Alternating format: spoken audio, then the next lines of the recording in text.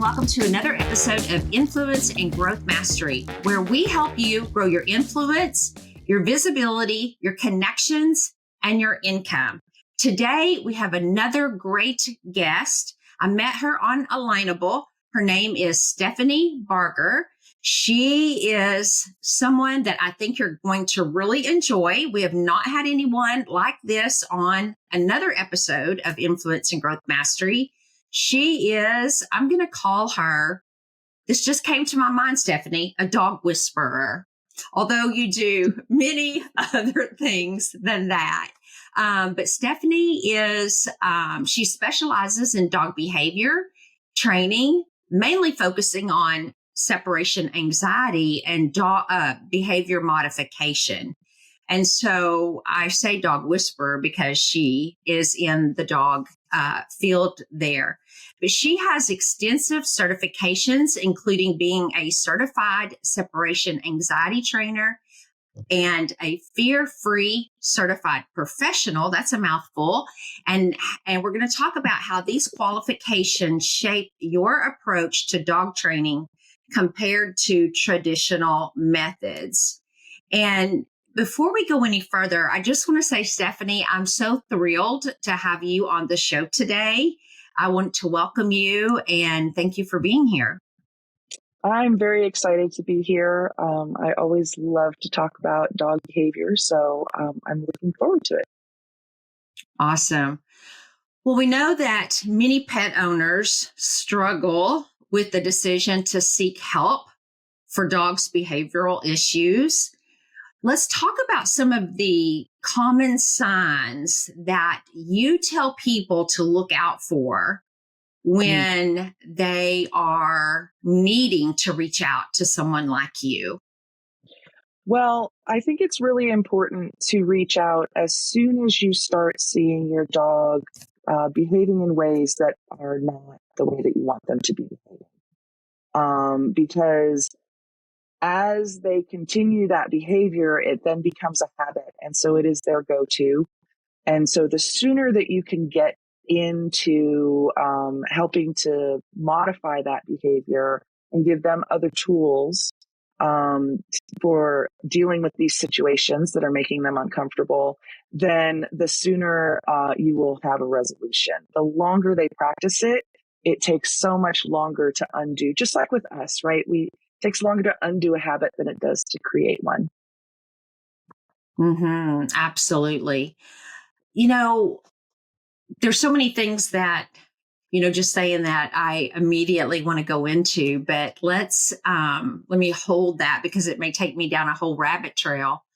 But let's talk about, because I have a habit of doing that. That's okay. I don't mind rabbit trails.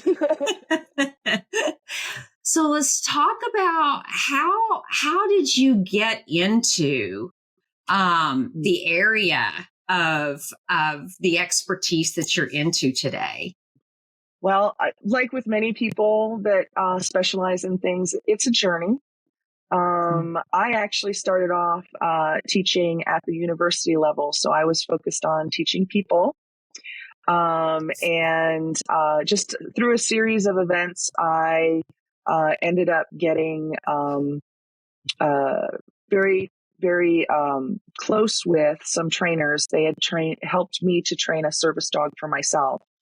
And a nonprofit approached them that was starting up to train shelter dogs and pair them with veterans and put them through a program together so that they had service dogs at the end of it.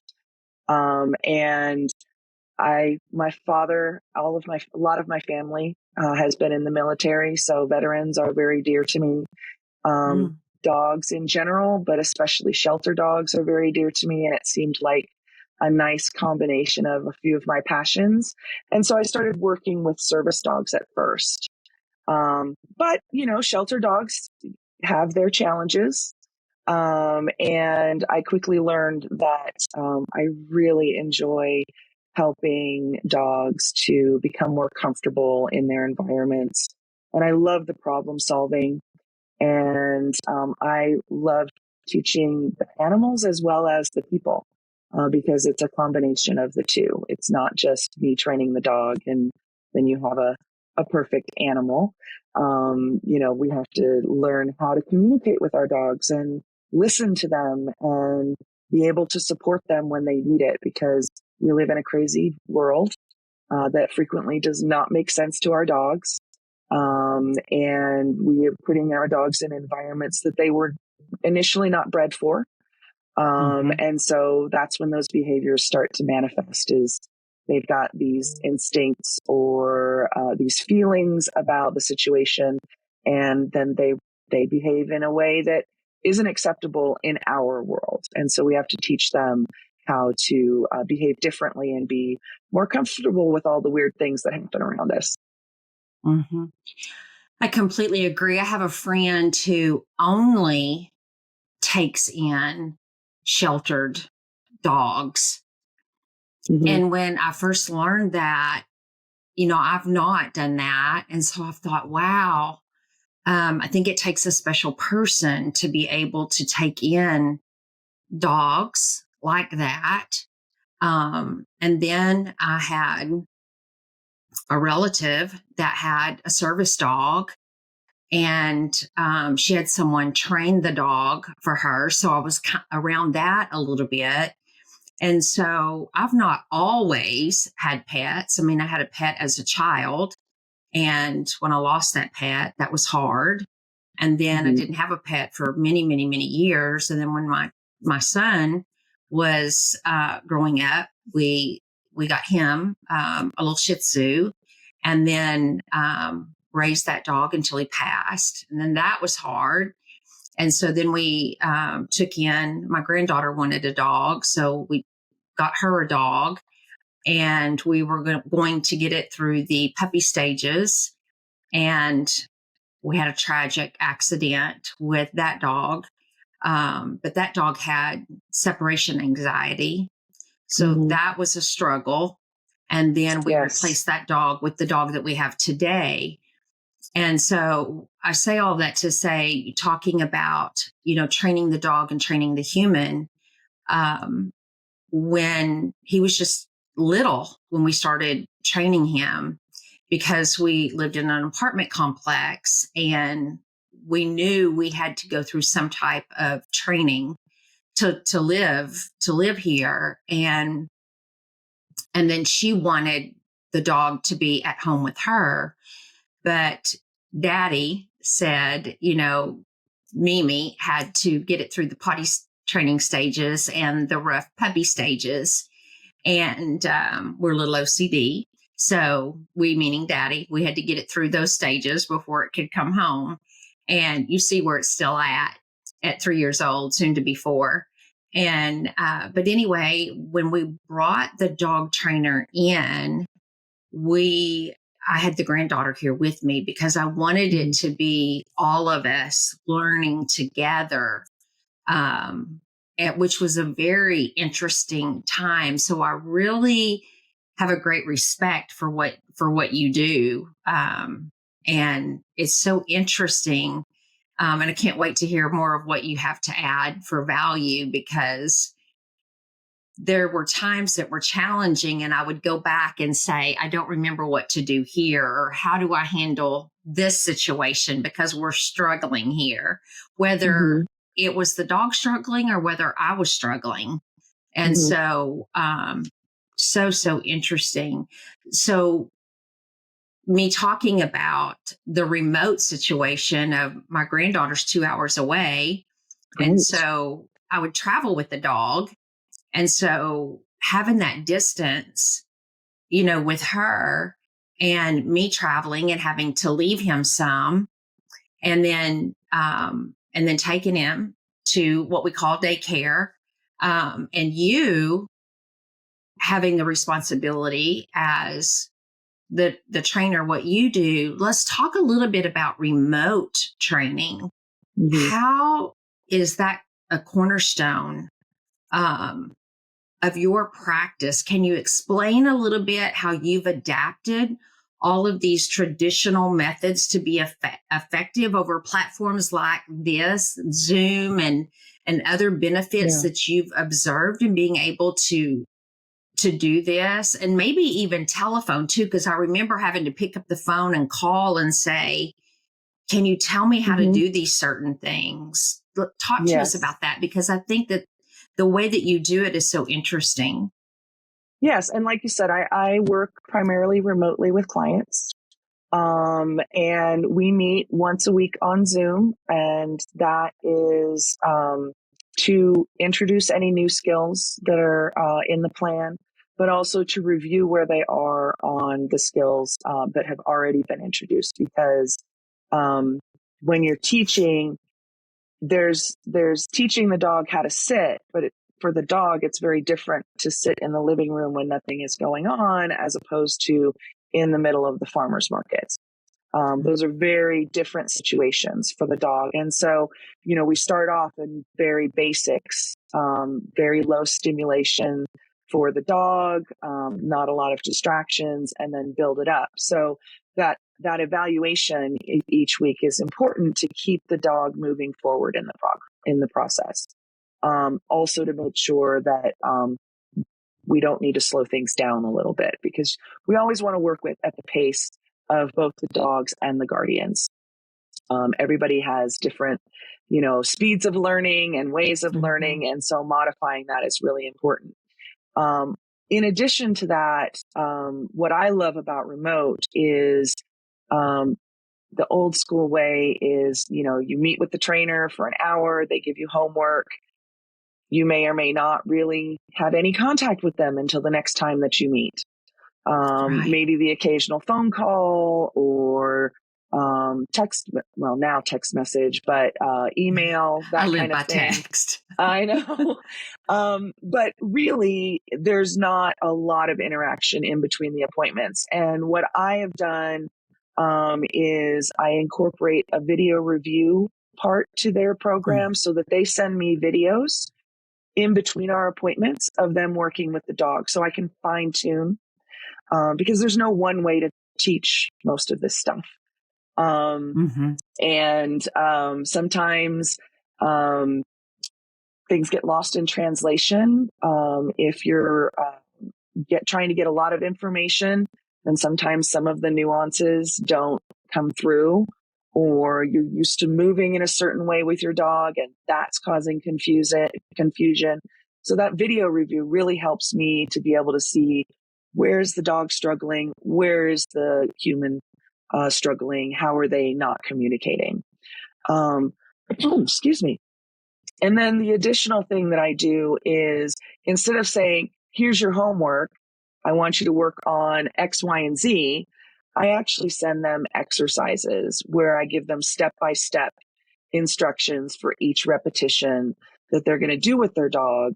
And I do the mixing up for them and making sure that we're not doing too many hard repetitions versus things that the dog is going to be comfortable with, to kind of help build that confidence both with the guardian and with the dog, that they really do kind of know what they're doing.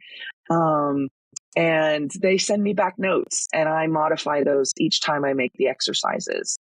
So there's a lot of contact that I have with people in between their appointments, so that we could either kind of slow things down a little bit if that's necessary, or speed things up. If your dog is a rock star on something, I don't want you to be doing the same thing for a week and then get the next step from me a week later, when we could have maybe 4 or 5 days ago gone to the next step.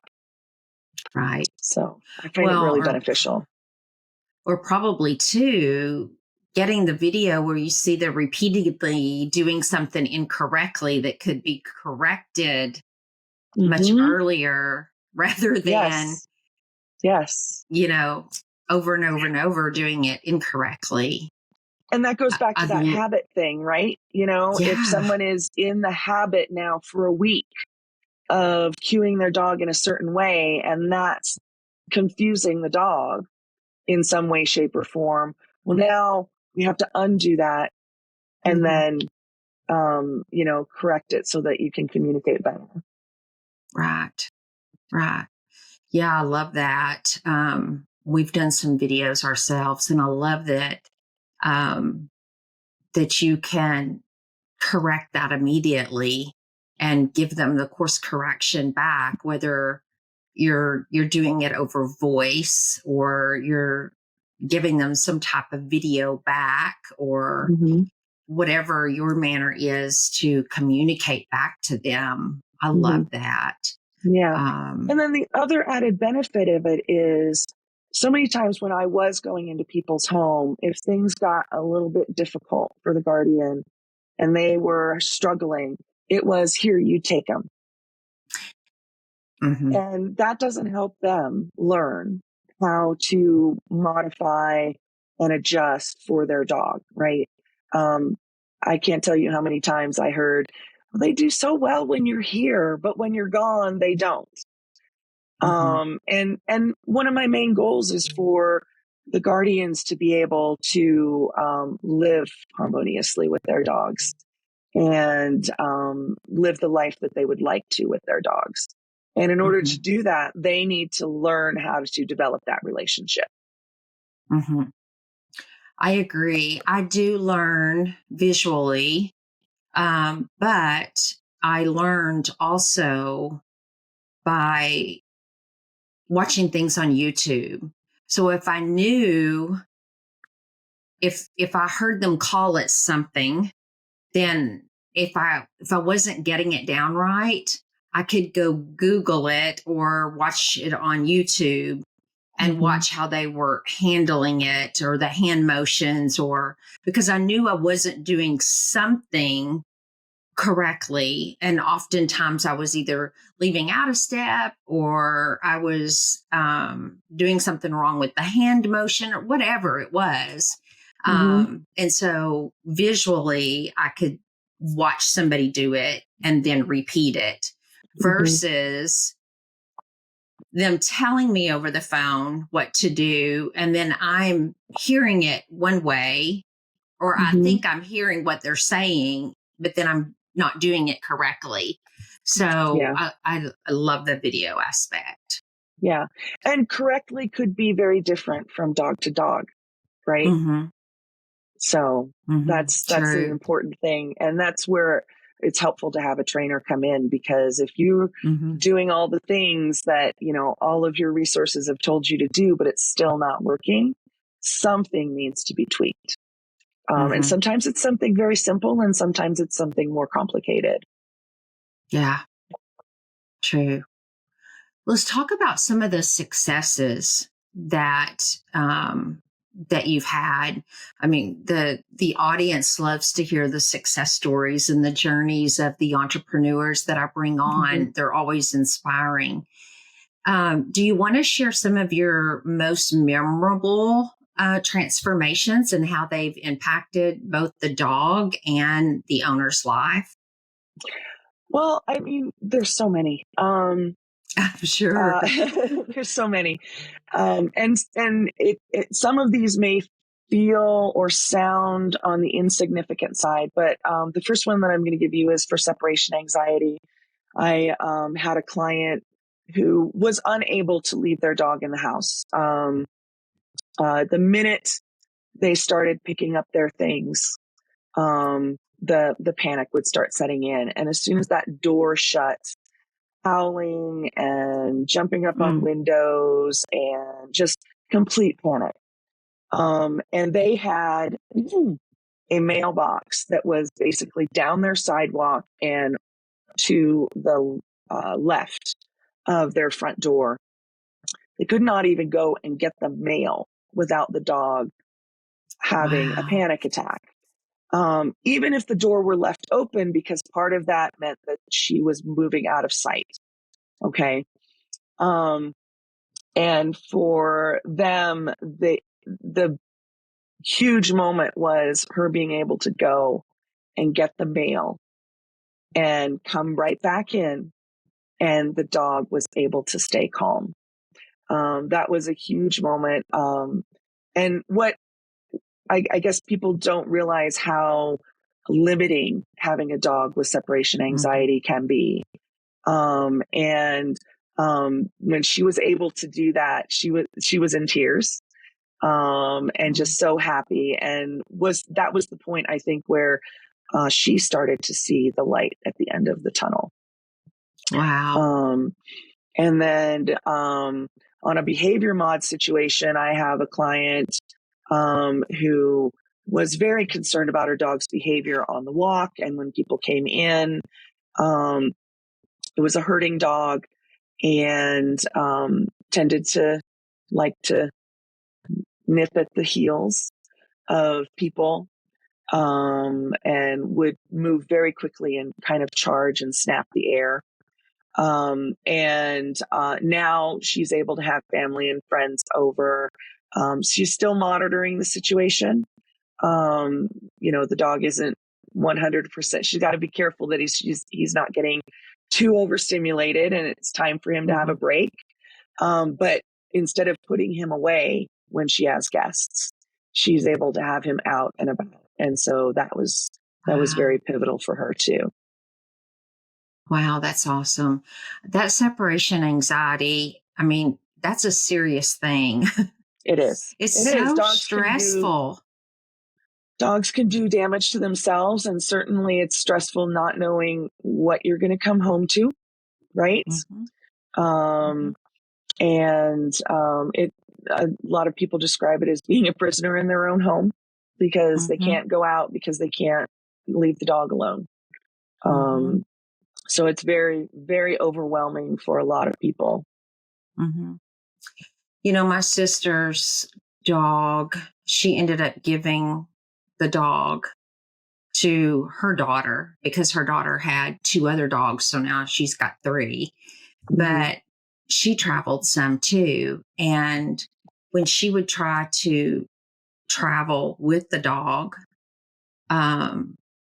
she didn't have much trouble leaving the dog. The dog had anxiety when it had to travel. So it just did not like being in a vehicle, and it had to be in a vehicle quite often. And so they would give it medication, and it just, nothing seemed to help. And the dog would just get sick. And so finally giving her to her daughter so that it was home pretty much all the time, unless it needed to go to the groomer or to the doctor, which is not real often. And so it has really worked out really well for all involved. My sister, she had to go through a little bit of missing her dog, some separation herself, but not like the dog did. She literally would worry herself sick while she was not home, for the anxiety of her dog. And so, and then me having one for 3 months, it only lived 3 months before the tragic accident happened, but it couldn't get out of my sight. And it was so stressful for me because it was always under my feet. And then the one I have now doesn't like to ride either, but he didn't get sick. He just wants to sit in my lap. And he knows when I'm leaving to go somewhere. He knows he's going to have to go to daycare for a while. Now, once he gets there, he's so excited and ready to be there because he loves it. But he just is not crazy about riding in the vehicle to get there. He would much rather be in my lap. And if he's in my lap, he's fine. But if he's sitting in a seat, he's shaking. He's really nervous about being in it. But I tell you, that anxiety, when you have to deal with that, even as a human being having anxiety, it is a terrible, terrible problem to have. You mentioned, and I can't remember, Stephanie, if I got this off your website or if I got this on Alignable, and maybe it was on both, but there was a tagline, a quote, I'm not sure really what you call it, but you mentioned your dog is not giving you a problem. They're having a problem. Elaborate on that, on this philosophy and how it influences your training strategies. So first of all, that's not my invention. But when your dog is quote unquote misbehaving, okay, it's because most of the time it's because they do not have the resources to deal with the situation. So they're not Right. purposely trying to be stubborn or Right. vindictive Give me a problem. or irritating or any of that. They're not trying to be a problem. They are struggling. And Right. when you see those behaviors, it's time to take, my philosophy is it's time to take a step back and Mm-hmm. figure out what's going on. What about this is problematic for the dog? Okay. So that then you can A, form a training plan, and B, adjust the situation, not necessarily in those orders. You want to get the dog into a better situation first, and then try and figure out, okay, so what about that was so hard? Why was my dog struggling? And then once you can identify some things that may be causing the problem, setting up a training plan to help then desensitize or condition the dog to better handle it the next time. Mm-hmm. You know, they do talk to us. Oh, a lot. We don't hear a lot of it, though. Yeah. That's the challenge, right? Yeah. Our dog's first language is body language. That's why they're so Yeah. good at reading us, because they read our body language. Mm-hmm. We are not so talented about reading them Yeah. until they start yelling, right? Yeah. You know, I So, think I told you the story when you and I met before of mine. Sometimes he's so good during the day, he just sits in here and he's patient, sleeps beside me. And mm-hmm, sometimes he'll bark, let me know he needs to go outside for a walk. And then sometimes when I'm really busy, I'm like, we just went out. You can't need to go again. And so I'm mm-hmm, like, okay, you're still barking. So you must have not have gotten finished. And so we'll go out again and I'll come back in and he's still barking at me again. And I'm like, what the heck? We yeah, just yeah, went out. And I'll tell him, lay down. We're not going back out. And he'll bark and he'll bark and he'll bark. And I've talked to his trainer, and we've tried to work some of that out. And she'll say some of it could be that he's just trying to get your attention. Maybe he mm-hmm, wants to play. Maybe it's mm-hmm, something else. And so even having conversation with you, I have stepped back and, he's got to where now he sits in the back of my chair sometimes and he'll sleep.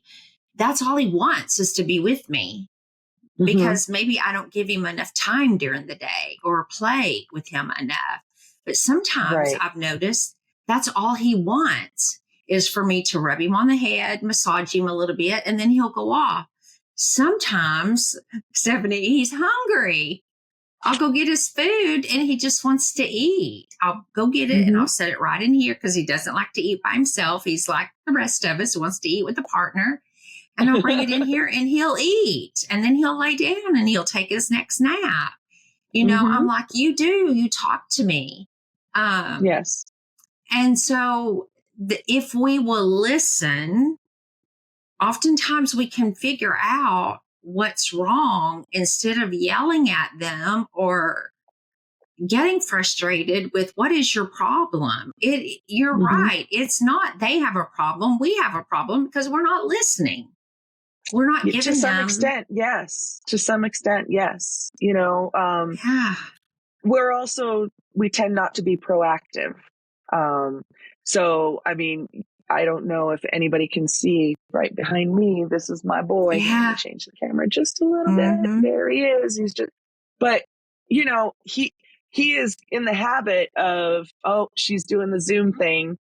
It's going to be a certain amount of time before we do anything, but I also don't ignore him in between my meetings, right? I make Yeah. sure that he has enrichment, he has activities. Yeah. I give him opportunities to engage with me, give him opportunities to Yeah. explore the backyard, Yeah. and make sure that his needs are being taken care of so that he can do that for me, right? Yeah. And to be fair, he's like 12.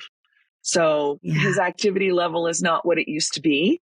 But when it was higher, you could bet you bet I was spending some of my free time making sure that some of that energy was being burned and his brain was being stimulated so that he could rest when we needed him to rest.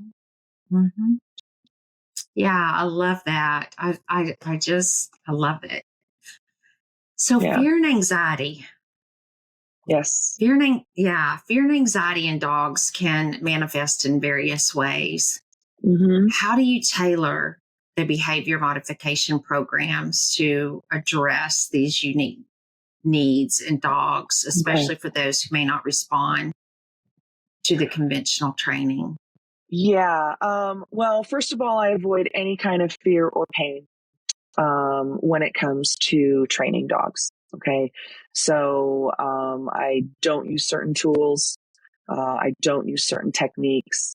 And even techniques that I might use on one dog, I do not use on another because it causes a fear response to the dog for the dog. Because it is aversive to that dog. And so I'm very careful to make sure that we stay under threshold. Let me explain that just a little bit. Threshold would be basically that point of panic or that point where you are now acting on instinct because of your fear or anxiety. You are not thinking. Okay. If you can't think, you can't learn. Same for our dogs. Okay. Mm-hmm. If they are so overstimulated, fearful, anxious, that they are just acting on instinct, that is not a teaching moment. They can't learn anything because they can't think. And so my goal is to keep everybody, humans and dogs, under threshold. So frustration isn't playing a factor from the human side. And so because everybody's threshold is going to be slightly different, we have to modify for that. And, I know you say, how do you tailor it to each dog? I actually tailor it to each household. Because I could give people the best training plan on the planet, but if that household is not able to implement it, then it's not going to do them any good. And so I have to take into consideration, where are the guardians at this point in this journey? How much can they take in? Okay. Some people, we just focus on one or two things, because they are not able to, at this point, concentrate on more. Right. And then their dog, we make sure that they have breaks. Dog training is best done in very short increments. And when I say very short increments, I mean 3 to 5 minutes of training at a time. And so I meet with my clients for an hour. We're not actually actively working with the dog for that whole hour, because the dog needs breaks. And some dogs need longer breaks than others. And some techniques aren't going to work with some dogs and they'll work just fine with others. And so meeting both the human and the dog where they are, and creating a plan that's going to work for their household. There's a big difference between someone who has a dog that may be displaying behaviors that we would call aggressive. Okay. Then that lives by themselves in a standalone home, with a backyard, as opposed to a family of 5 with 3 young children, that live in an apartment. Those are 2 very different training plans, right? Because now you have small kids that are in the mix. You have a dog that may display a potentially dangerous behavior. Right. And so that's a very different training plan than one adult in the home. You don't have to take your dog on walks, because you have a backyard that you can work with them in. So tailoring that program to the household is very key. Yeah, some very good points there. You also, the differences in the noise having to teach them when they can just bark and then when they have to tone that bark down because you have people above you and below you and going. Yes. I mean, I'm constantly saying shh, shh, or no. I mean, he's learning when he can bark and when he can't, when it's just normal traffic and when it's not. I mean, they know that stuff. It just blows my mind. They learn it. They learn it because right. we model it, right? Yes. And a lot of people don't realize that they need to model not caring about certain things for their dogs, right? Because let's face it, one of our dog's functions is to alert us when something is wrong, right? Well, if we don't teach them when something is a problem versus that's just normal noise, then they're going to alert all of the time. They're going to say, hey, there's this problem. And now you're ignoring it. So they're getting more and more frantic because, hey, no, seriously, there's this problem. As opposed to acknowledging it. Oh, no, that's just the mailman. And then going about your business. Then they start to learn, oh, well, when the mailman drives by, when the UPS truck drives by, that's really nothing to be concerned about because, we have modeled it for them. We are teaching them that the chaos in our world, some of it's normal, some of it's not. Right. Yeah, he knows even when kids are running up and down the stairs outside. He's like, I want to go outside and play. That's the kids that are running up and down. I'm like, not right now. Later, we'll go see those kids. When you live in an apartment, you also have the added stress of if your dog is noisy, you could get noise complaints from your neighbors. And that could potentially affect your ability to stay where you are. And sometimes it's you can stay, but your dog has to go. And then you have a big decision to make, right? We've had those around us, yes. And we've had neighbors all around us, myself included, complain about the dogs around us because of what you're talking about. But yeah, it definitely makes a huge difference. So let's talk about, as we're getting close to having to wrap here, let's talk about the bond that we as humans have with our pets. We know that's so vital. And how do you involve, and you've talked about this a lot, but how critical is the pet owner in the training process and the family? Because I talked about my granddaughter, I felt it was very critical because she doesn't even allow me to call myself mom to the dog that lives with me. I'm Mimi. So she's mom and I'm Mimi to the dog, even though he lives here. But she's very involved in his training process, and he obeys to her commands today because she went through that process, and he loves her. They have a tight bond, and there is a special bond that we have. But let's talk about that role in their behavior modification journey. Yes. Well, I kind of alluded to the fact that, I could go ahead and take a leash and get very different results because of the way that I have basically shown the dog that I'm going to interact with them. I think one of the big things is if you notice that you're doing something that is causing a lot of behavior problems stem from fear. The majority of them come from fear or anxiety. There are other motivating factors, but a lot of them come because of fear. And when you notice that your dog is reacting to something that you've done, something that you've said, in a manner that you don't like, that deteriorates the bond, right? Because now you're not so trustworthy. Okay. Now maybe you're not quite as safe as I thought you were. And it starts to erode that bond. Especially if you are erratic and you're not consistent. So consistency is very, very key. Dogs are great when they have particular structures, and it can be fluctuating structures, but they just know, oh, when we pick up the leash, we're going for a hike. Or, when you do certain things, then it's time for bed or it's time for Yeah. dinner. And so they really, really thrive on that consistency and structure.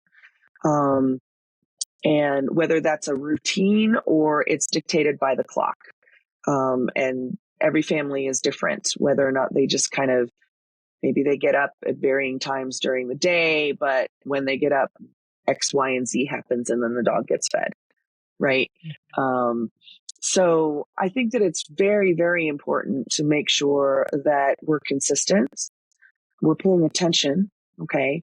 And instead of getting frustrated, or angry, that we say, okay, this is a teaching moment. Okay. Or it's a get out of dodge moment, depending on how badly the dog is reacting. Right. If they are losing their mind at the end of the leash on a walk, we'll get away, go back home. And then kind of evaluate the situation. But it's very important that they feel safe with us. They're very social creatures. And, there's plenty of information out there about how it affects human beings to be in an unstable or uncertain environment. Same thing with our dogs. Where if they don't know whether or not they can trust you or they're safe, then that's going to affect their behavior. Yeah. Wow. That is so awesome. It has been. But doing stuff that you like, but they like to do too, not just stuff that you like to do. Right? Yeah. Yeah. Yeah. I completely agree with that. There's a few things that Benji enjoys that aren't so enjoyable to me, but we do them because he loves them. Yeah, exactly. Yeah, exactly. Yeah, exactly. There's a certain route of walking that he enjoys. I don't necessarily like that route, but I take it because he enjoys it. And then some other things. So, Stephanie, and the opposite is true as well, where if you are getting a dog because you want to take a walk and you want to get out there and walk regularly, but your dog is having a meltdown every single time you go for a walk by yourself. Don't take your dog. Yeah. Don't make them participate in an activity that they're not enjoying. That makes sense. So for some of our listeners, they may feel overwhelmed by their dog's behavior. They may not know where to start. They may not know where to get advice or where to get their first solution. Where can they reach out to you at? Where are you most available? I was hoping that you could answer that question, but we're out of time today. So where could they reach out to you? Because I want the audience to be able to find you if they want to have discussions. And do you mind to share that with us today? The easiest way is I offer everybody a 20 to 30 free phone call with me before they even commit to doing any kind of paid service. And you can book that through my website. You'll have to answer a few questions just so I know how to direct the conversation. But that would be the easiest thing. I also do office hours once a month. It's usually the second Monday of the month at noon Mountain Time. So that's just on my Zoom thing. So you can pop in and ask questions there. That wouldn't necessarily be a dedicated time with you, because there might be other people on that Zoom call, but that discovery call is all about you and your situation. And there is no cost to that. Perfect. So Stephanie, make sure, I don't know if I have the office hours link, make sure I have that so we can get that in the show notes. I know we have your website, but let's make sure we have that. And thank you so much for being here today on the show. So much great information. Thank Enjoyed you. having you. It was a lot of fun. Thank you for having me. Yes, I'm so thankful. And for those of you that are listening to the podcast, please leave your takeaways in the comments. If you have any questions, both Stephanie and I will reach back out to you through the comments there, whether it is on your favorite podcasting channel or on the YouTube channel. We would love to respond to you there. And if you have not already subscribed, please do that as well. You know that I love you as my subscribers. So until next week, hope you have a grand week, and I'll see you again soon. Bye.